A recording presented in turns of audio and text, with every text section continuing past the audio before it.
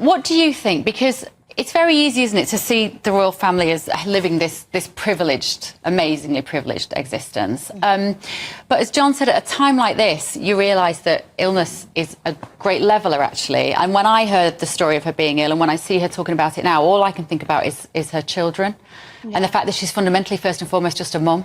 Yeah, no, definitely. And I think that I've almost felt sorry for Princess Kate in two ways, actually, throughout all of this happening with the cancer diagnosis. One, because obviously she's ill, and like you said, she's a mother. And then secondly, because of the way that her team has handled this. I actually think that we've had, obviously, more than one cancer diagnosis, and the King has come out, I think, looking better in terms of, you know, being able to promote people going for tests when it comes to prostate cancer. But I think when it comes to Kate, I actually disagree with John in the sense that people have felt closer to her, because really what they've done is kept everybody at arm's length and then opened it up for so much unnecessary speculation that it could have just been handled a lot better, so that she could have just got on with her treatment and, you know, focused on her family in peace. So I'm quite disappointed, actually, with the people that should have been rallying around her inside of the firm. So you think that the privacy that she's demanded, and actually her and William have always said that they want their life to be as private as it is possible to be when you've got 3 young children and you're in the public eye. You think that fighting for that privacy has meant that they've alienated some of the British public? They certainly set the rumour mill alight. I don't even think it's that. And I think that it's quite ironic that some of the people who now will defend them for wanting privacy, which I know that it's a completely different ballpark when you start talking about, you know, a cancer diagnosis versus Harry and Meghan, for example, asking for privacy. That's different. But I just think that it's the way that they've handled it. It's not about the privacy. I think the whole country would have been behind them. But they've done stuff that's been so unnecessary. The whole editing the picture and not, you know, even if we kind of seen her having a walk in the park or something like that, I actually would have thought that she would have made an appearance maybe in March or something like that, before she'd kind of gone further in her treatment, so that people would have just seen her. It would have settled the rumours, rather than the doctored pictures and the tweet from her, you know, taking the fall for it. I don't blame her, but I blame the people who should have been protecting her, because it just opens it up to unnecessary What scrutiny. do you think, Alex? Has it been handled badly? And will her appearance tomorrow just put all of that to one side, do you think? Yeah, look, I think the PR could have been done better. I think most British people agree with that. I think there has been a few trip-ups by her team. I don't necessarily believe she's the person posting photos on Instagram. I believe there's a team behind her. I think most people would also kind of agree with that too. You mean not just posting them, but actually taking them? Yeah, well, of she course. hasn't taken this picture that they've been released tonight. There is actually an official photographer. It's almost like you can imagine them joking under that oak tree, can't you, with her saying, right, we can't edit this, make it good. Absolutely, right. And again, it comes the Photoshop as well. I don't believe Catherine sits there on Photoshop. I really don't. I believe that's a team of people.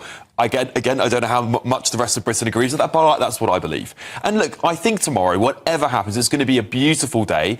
I think that the actual event, she will overshadow it, because she is going to be the main topic on everyone's mind tomorrow. And I'm sure the King and his team, hopefully, are aware that she is going to be the main topic of conversation tomorrow, despite it being about him and his birthday. But I'm elated. I'm glad she's better. I'm sure the whole country is going to be overwhelmed with love towards her over the next 24 hours. This is going to be a big moment for her. And for anyone who's gone through chemotherapy or cancer, this would be a big moment for them. Yeah, absolutely. We're going to be I think her statement was very good. I was just going to say to that, John, I want to turn to that. I was going to say, we are going to be talking to a cancer-surviving mum after the break, actually, just to tell us what that might feel like. It's kind of a back-to-work day, isn't it, for the Princess? But her statement, John, she is cautious in it, isn't she? I think she's got the tone of this really good. Yeah, she says, I'm making good progress, but as anyone going through chemotherapy will know, there are some good days and bad days. And she is very open. On those days you feel weak, tired, and you have to give in to your body resting. Yeah, no, I think she did that brilliantly. I think the statement was very personal, obviously truthful. I think the problem she has is there are all sorts of people around her who want to sort of dip in and be clever and how about this? And they don't give her a straightforward advice, because I don't think lots of them don't know what they're doing very well. And for example, when she says, I'm not out of the woods, and she's photographed against a tree, is there anyone that realises that these two things coming together might look a bit odd? Is it deliberate? Is she deliberately saying, that's why I'm photographed next to a tree? Or I suspect they hadn't got a clue. Does it matter? They didn't No, look, I don't know.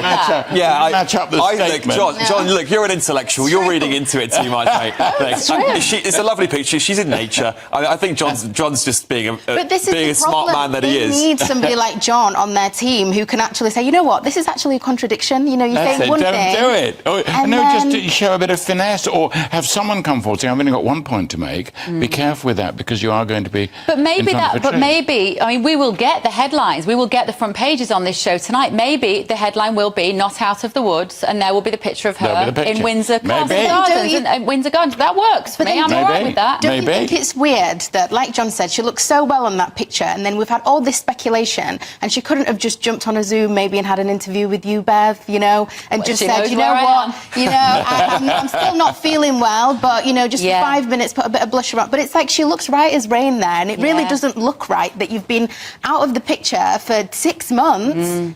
And yes, we're going to see her tomorrow, but again, it just comes back to really bad. We need to give her a break. Let's give the woman a break. Come on, she's been through enough. She's allowed to have one nice photo that doesn't get criticism in the press. But we've all got to worry about. We've got to worry about.